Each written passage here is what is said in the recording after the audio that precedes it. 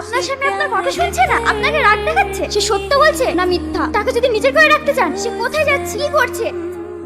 টোটো, আপনি অফিসে টিফিন নিয়ে আসেন না কেন? নিয়ে আসা হয় না। দাঁড়ান দাঁড়ান দাঁড়ান, আপনার ওয়াইফার নাকি টিফিন বানিয়ে দেয় না? ছাড়ো ওর কথা, ও আমার কোনো খোঁজই রাখে। তার মানে এই ব্যাপার? কদিন থেকে দেখছি আপনার মুখটা শুকিয়ে গেছে। এমন একজন স্বামীকে পেয়েও কেউ অবহেলা করে? সব বুঝতে পেরেছি। তুমি আজ আসো বাড়িতে।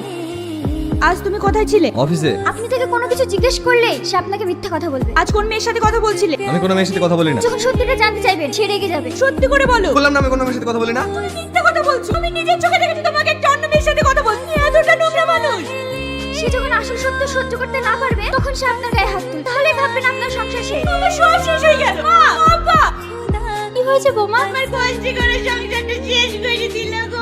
তুমি কি বলছো? আপনার ছেলেকে জিজ্ঞেস করেন, নিজের চোখে দেখেছে অন্য একটা মেয়ের সাথে রাস্তায় দাঁড়িয়ে কথা বলতে, হাসাহাসি করতে। এগুলো কি সত্য? তোমাদের ওর মতো মাথা খারাপ হয়ে গেছে? ও মিথ্যা বলছি। আজকে বাপের বাড়ি চলে যাও। আমি তোমার ভাত খাবো না। যাও বাবার বাড়ি, তোমাকে ভাত খেতে হবে। আমি জানতাম তুমি এইটাই বলবা। গেলে তো তুমি ওকে এই বাড়িতে নিয়ে আসবা। দরকার হলে তাই নিয়ে আসবো। এত বড় কথা। ও একটা নোংরা ছেলে। আর তুমি মোড়ল সাহেব বাড়িতে একটা কাজ করবে না, সারাদিন মোবাইল নিয়ে পড়ে থাকবে। আমাদের জীবনে মোবাইল হচ্ছে একটা পার্ট। তাই বলে এই নয় নিজের সংসারটাকে নষ্ট করে সারাদিন মোবাইল নিয়ে পড়ে থাকতে হবে। সংসারের দিকে মন দাও। আর আগুন, স্ত্রী যেটা পছন্দ করে না, ঠিক কাজটা করো না। ঠিক আছে মোড়ল সাহেব।